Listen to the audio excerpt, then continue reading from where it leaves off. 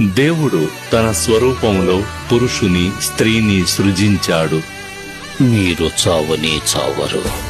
మీరు మంచి చెడ్డలు తెలుసుకుని దేవునిలా అవుతారు. ఈ కథ ఇంతటితో ముగియలేదు.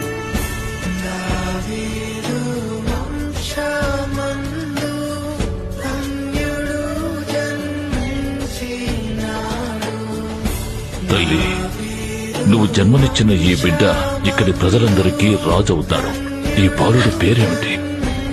జీసస్.